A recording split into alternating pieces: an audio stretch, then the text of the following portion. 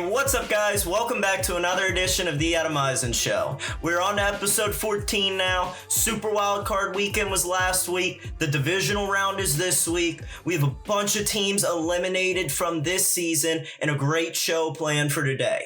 I'm going to go ahead and start off the show today with my wild card reactions, and a segment at this point I think is going to need its own name at this show.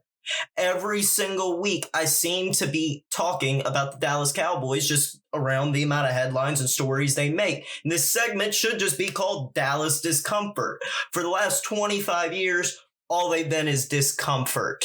So on today's edition of Dallas Discomfort, Dallas last week lost to the 49ers in the playoffs at home, as a lot of you guys know. And they were scrutinized for a lot of the plays, especially the QB draw that they called at the end of the game. Now, if we go back earlier in the game, for one, the QB draw would have never been a problem if they still had a timeout left and they would have clock managed better. But Mike McCarthy, of course, as always, dating back all the way to 2013, 2014, until Rodgers in the Super Bowl couldn't disguise him any longer, has been messing up clock. He's always been messing up the clock, taking timeouts when he doesn't need to take timeouts, and doesn't trust his quarterback. You are paying Dak Prescott $40 million a year.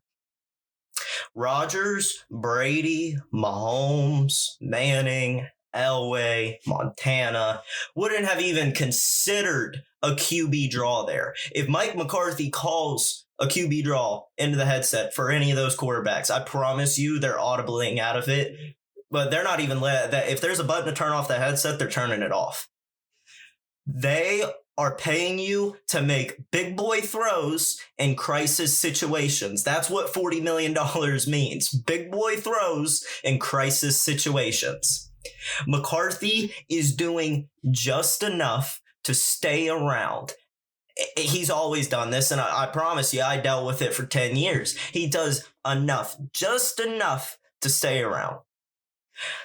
Now, on Sunday, Dak looked closer to Jimmy G than he did to Patrick Mahomes or Joe Burrow. Other guys that are around his age.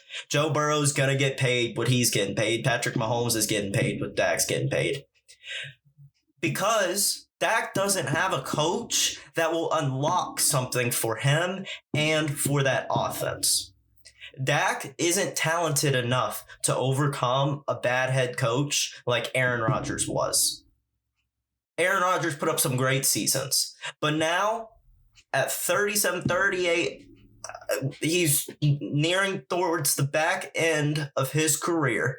He's having the best seasons ever. He's about to win back-to-back MVPs. If he wins this weekend, he could go to 3 straight NFC championship games.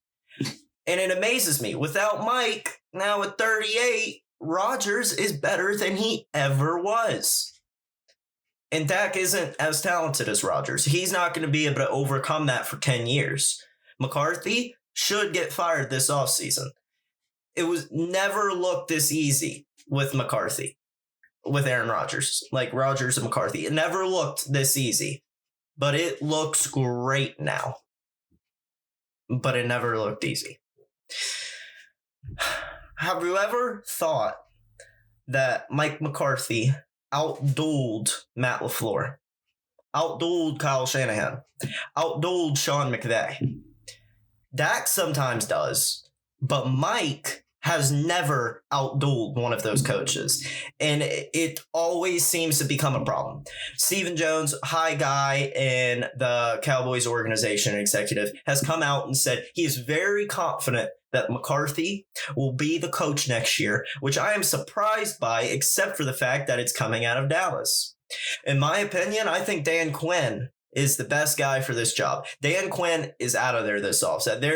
He's going to get a head coaching job somewhere. He's been to a Super Bowl. He has a good record. And if it wasn't for him being in Atlanta, if he would have been somewhere else making that kind of say, he'd probably still be around. But Atlanta's just another poor run franchise at points. Dan Quinn has had 4 head coaching interviews this week. He's going to get a job somewhere. And sometimes in a business, you got to make a move a year early. That's how you get ahead of the curve. McCarthy, if he doesn't get fired this season, he's going to get fired next season. And you're not going to have Dan Quinn to take his space. Dan Quinn in one offseason completely changed the whole defense. And by week 3, they were already hitting. It didn't take like week 8 for them to get going. By week 3, they were already firing. Dan Quinn should take over this team. He could do wonders for the offense, get a good offensive coordinator in there, and things would change a lot. He's changed the defense in a year, almost won a Super Bowl with Atlanta, has a good record, and McCarthy is going to keep driving them down the drain next year and wasting Dak's career, which he needs to be built up. Like I said, Dak needs a coach that is going to build him up, that is an offensive mastermind like a LaFleur, Shanahan, or McVay. Now, speaking of McVay and another offensive mastermind, Cliff Kingsbury, Cardinals at Rams was this past weekend. And guys, at this point, OBJ is better than I ever thought he was going to be with the Rams. I knew he was going to have a few touchdowns, but in the past game, he had 94 total yards, a receiving touchdown, threw an amazing ball. He helped out on all 3 of the Rams' touchdowns. He threw that ball for one of them, caught a 30-yard ball, and then caught another one. The Rams just need a few pop plays a night, and he gives them that. They have a talented enough team with Van Jefferson and Cooper Kupp and Matthew Stafford, Cam Akers coming back. They have a talented enough team. They just need a couple of those pop plays. And now they also have Von Miller, who has 6 sacks in the last 5 games, giving them pop plays. Rams are turning into one of the scariest teams in the NFL at this point. And if OBJ was never a fit for the Browns. It was just never working. And Baker, I don't know if Baker came out with a video the other day. He got surgery and he seemed optimistic about next season. And I know I trashed Baker a lot this season. I'm still going to be rooting for him next season. I'm sure he's not going to play good, but still going to be rooting for him next season. I like Baker. It's just, he's got to set his ego behind him. And look at Stafford. They got Stafford too. Stafford was mismanaged for years. He should never be a guy who has to carry a team. Tom was never someone like that. Stafford only had to throw the ball 17 times last game, and they blew out the Cardinals. They rely on their running game, they rely on their defense, and they rely on the pop plays like the New England Patriots and Tom Brady did for all those years when they won. And that's why this Rams team is really scaring me coming into the playoffs, especially after the Cardinals game. 95% of players cannot overcome chaos. Stafford never had a game like that in Detroit. OBJ never had a game like that with the Browns. And this team is playing like the best team in the NFC because they don't have chaos. They're well managed. And all these talented players that people were trying to count out, trying to say, oh, he's a nutcase, all this stuff, or oh, he's not that good. Look at him now in a stable environment.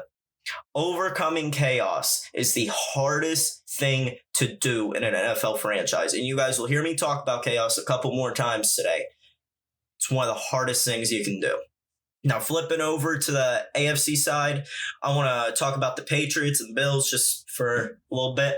Patriots people are hating on Bill. Saw a few people come out this week, few different sports broadcasters. I try and watch as many different type of people throughout the week to get all basis of sides, see what people are thinking. It helps me expand and get better topics for you guys. And I was seeing from a lot of guys, people were hating on Bill, saying he's 70 years old, he can't adapt, Mac Jones isn't going to be the guy for him. And I want everybody to remember who Bill Belichick has been. The master of adapting, even at 70. Him and Nick Saban, been buddies since the 70s, are the masters at adapting. Now I'm going to propose something for the Patriots, and people are going to say this is bold, but Bill, in my opinion, he's 70. He could coach till he's 80 if he wants. That's getting kind of old. Say he has 5 years left. 5 years, you're going to have to play Josh Allen 10 times minimum. And you guys saw what Josh Allen just did to him in the playoffs. We're going to get to him, but holy hell. The problem with the Patriots is max ceiling. So I'm just throwing out there, don't be surprised if Bill Belichick, he's one of the few people in this league that would make this move, trades Mac Jones this offseason and gets an elite QB. You have to play Josh Allen minimum 10 times in the next 5 years. He just threw 7 straight touchdowns against your defense in freezing cold weather. In order for him to beat Josh Allen and get through the playoffs and see Allen twice a year, he's got to get someone with a higher ceiling than Mac. You can overcome COVID. You can overcome injuries, stuff like that. What you can't overcome in the NFL is chaos and a low ceiling. The Bills, they look absolutely pissed last Saturday. They had 7 straight possessions with touchdowns against the Patriots, which is a playoff record. It was like Oprah, you get a touchdown and you get a touchdown and you get a touchdown. They were throwing all over that field that entire game, and the Bills look incredibly scary to me. But I also want you guys to remember something, and once we get to the divisional round, I'm going to say this even more. Josh Allen has a history of playing extremely good football, followed by a game of good football. So just remember that when we get there. Now, going on to the last game I want to talk about from Wild Card Weekend, Raiders versus Bengals. I'm going to start with the Raiders and what I think they should do with their coach this offseason. I watched 2 interviews last night, one with Max Crosby, one with Derek Carr, and both have come out in support of interim head coach Rich Bisaccia. They had a ton of overtime and close games this year. It was I believe it was an NFL record. If not, it was close to an NFL record with how many overtime games and overtime wins they had. So combined with the overtime, combined with the Ruggs and the Gruden situation and all the bad things that have happened with their team this year, Rich was able to stick those guys' nose in the dirt and just go out there and play football and got them to the playoffs. They might not won a game, but they were outmatched against Burrow and the Bengals. And they kept it close down there until then. They only lost by 7. And they had the opportunity to get that touchdown. This locker room wants Rich. It's the best thing the Raiders can do right now to make their locker room happy instead of continue mismanagement by the organization, which has been for the last few years. Transferring over to the other side of that game, the Bengals, Joe Burrow is effing amazing. Oh my God. So Joe Burrow last year, after a few weeks, tore his ACL. So he did not get as much development time as many of the other people. And it's like in front of our eyes, we're watching him blossom. It's amazing. The first 6 weeks, he looked great, obviously. The following 6 weeks up to week 12, he really started to hike up the hill. And then since then, it's like he is driving a Ferrari up a straight incline hill with his progression. It's right. His last 3 games, 76.5 completion, 1,215 yards, 10 touchdowns, 0 interceptions, and a QBR of 134. He had 244 pass yards, 2 touchdowns against the Raiders. They looked like the better team. They looked great. And this happens every year with players. They take steps during the season, but this rarely happens as great as this is happening. Joe is taking a monstrous step this season, and he's looking like a guy that's already in year 6, 7, 8 in the league. And don't take my word for it. That is cornerbacks who have said and watched the film, and they're like, guys, and other quarterbacks, Carson Palmer said this too. He looks like a guy who is a 6, 7, 8-year veteran at this point and deserves $40 million a year, like Dak Prescott being bummy and doing a QB draw gets. But I think due to injuries, the way I've structured this team, they were the weakest link. Coming into the season, no one was thinking they were going to win their division. I think Joe Burrow deserves a little bit more MVP love. It's just between Aaron Rodgers and Tom Brady. Give them a couple votes. They don't even have an indoor practice facility. Their ownership is terrible. Give Joe Burrow a little bit of love. And if not this year, I promise you he's going to get some love next year. Now we're going to go on to the divisional round for this week, and we got some big matchups. And last week, there was some pressure on some guys. I think Mike McCarthy had pressure on him last week. Josh Allen probably had a little bit of pressure on him last week to perform. There's a few other guys. Jimmy Garoppolo really needed to go out there, get a win. And Mike McCarthy obviously let the people down. And Joe Burrow performed. Josh Allen performed. And this week, I'm asking you guys, who do you think has all the pressure? Mahomes? Hardly any team gets to 3 Super Bowls straight. Never happens.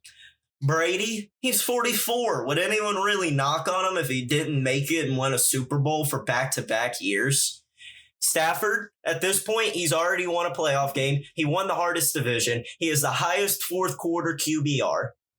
Joe Burrow exceeded expectations this season by far. He blew everyone out of the water. Like I just said, everyone was expecting them to not even really be in it. And look at them now. Tennessee, I'm still wondering how they should be here. Them and Mike Vrabel and Ryan Tannehill. Derrick Henry went down 8-10 weeks ago, and they're in the 1 seed. It's incredible. Now you look San Francisco and Green Bay. In my opinion, the 2 teams with all the pressure.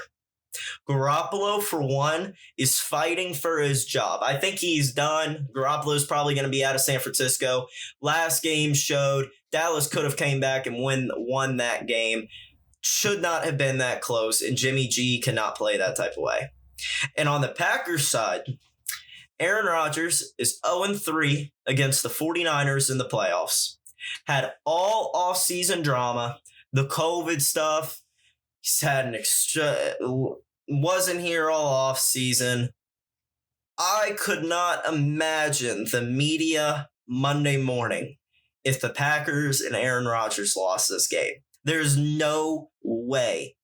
Everyone in that locker room understands this is a winning organization, and starting it off San Francisco at Green Bay, my money line pick for this week's got to be Green Bay. San Francisco drafted Trey Lance for situations like this.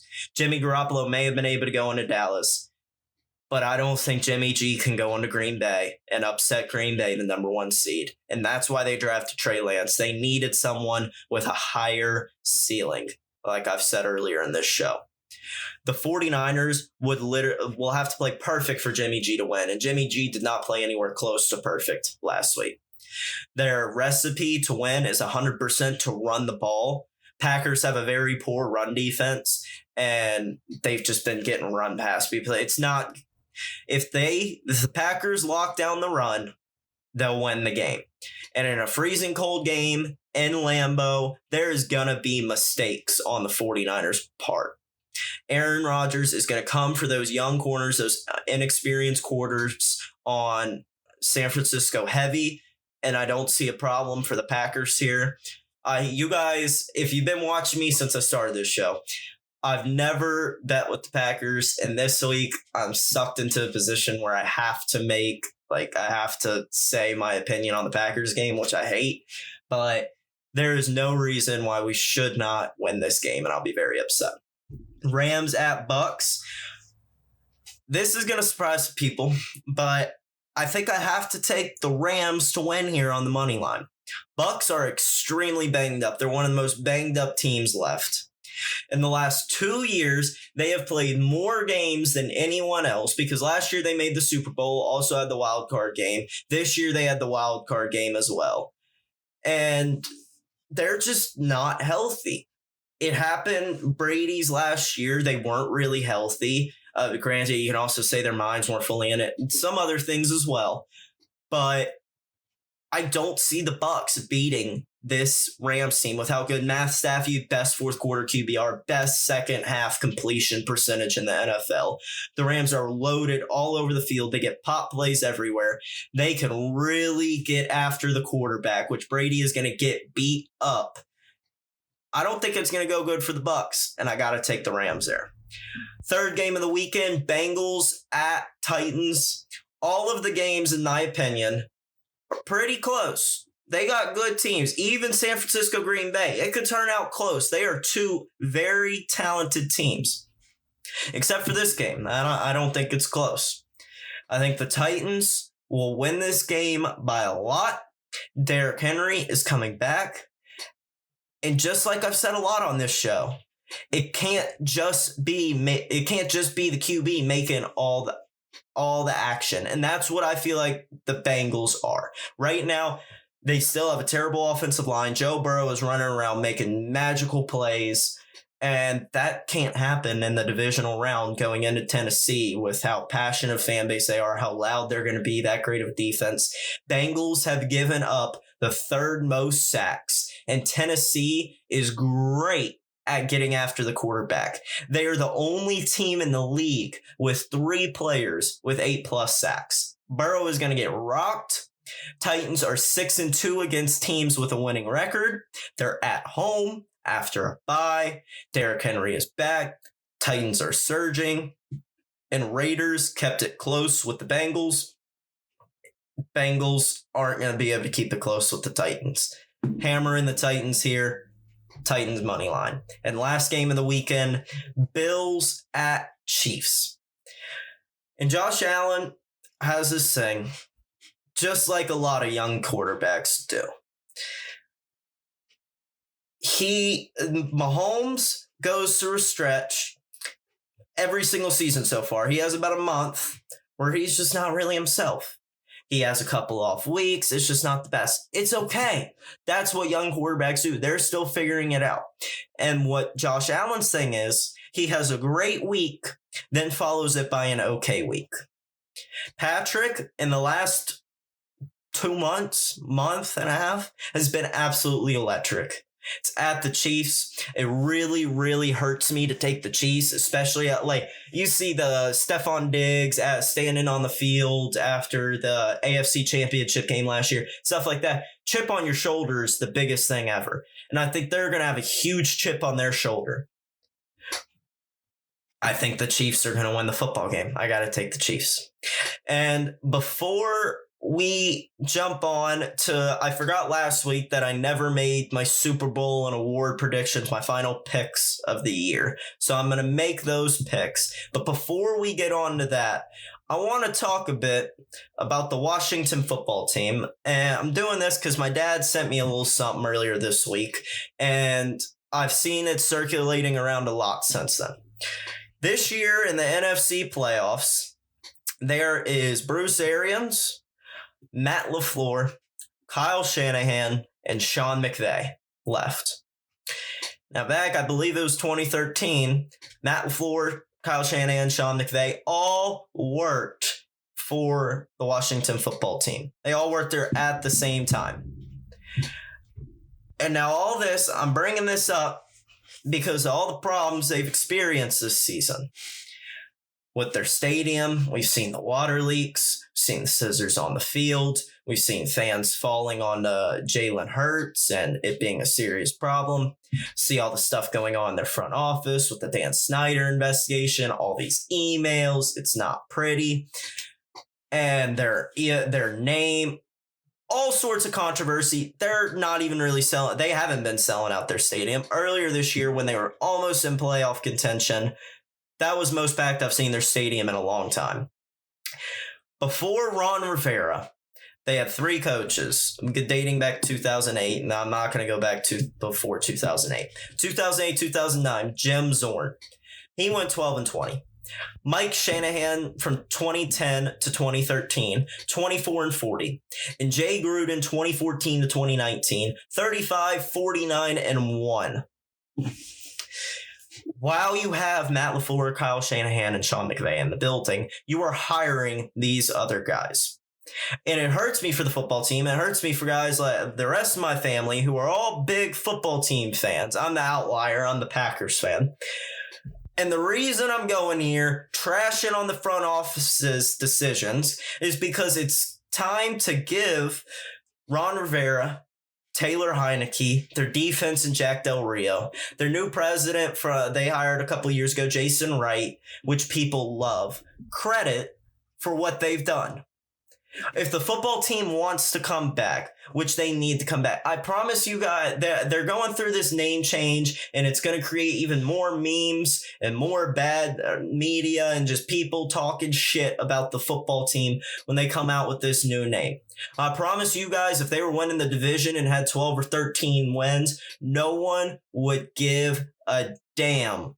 If they were named the Washington football team, the Washington poop team, no one would care what they were named if they were winning playoff games.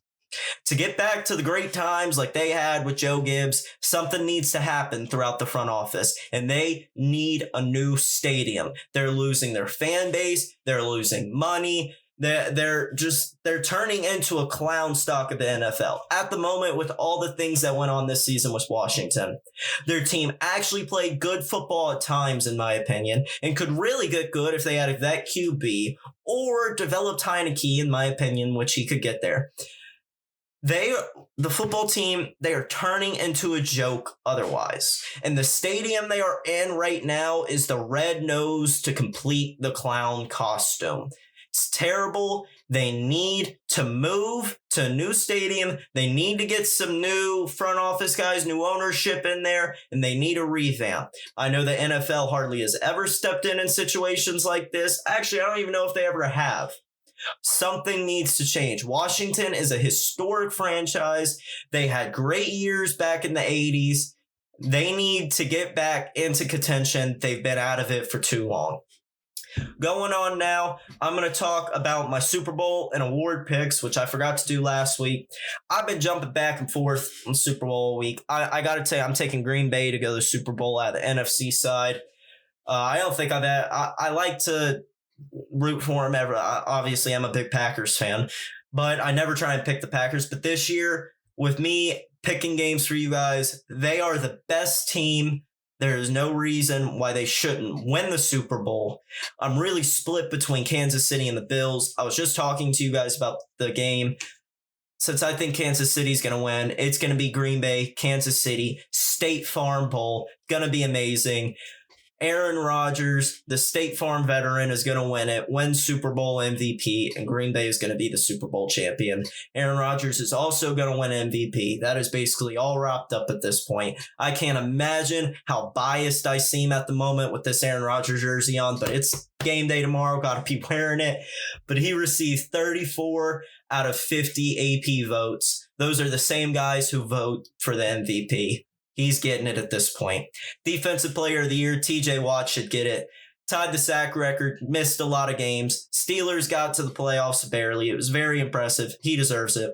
Offensive Rookie of the Year, Jamar Chase, with everything he's done, with the last 3 weeks surge going into the playoffs.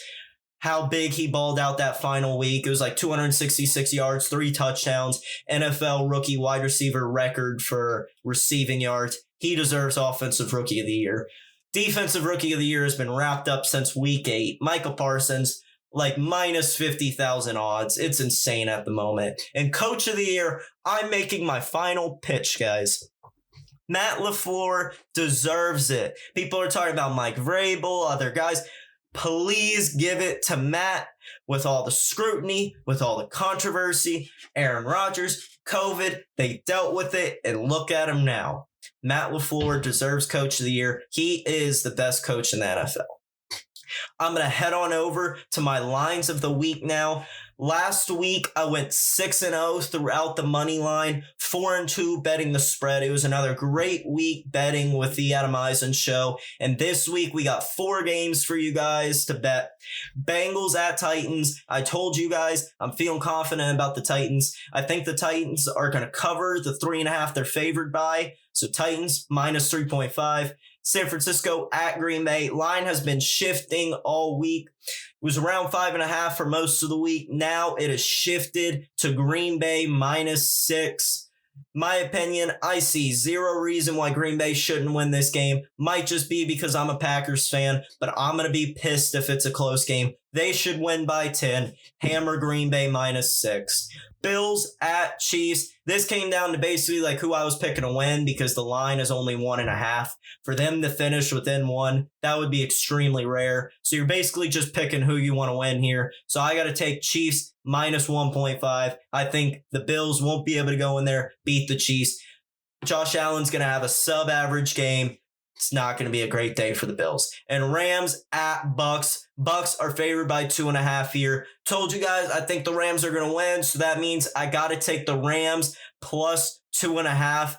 Be sure to lock these in before tomorrow's games. Just to review, I got Titans -3.5, Green Bay -6, Chiefs -1.5, and Rams plus 2.5. Thank you all so much for tuning in to another edition of the Adam Eisen Show. I'll see you all next week after another exciting weekend of playoff football.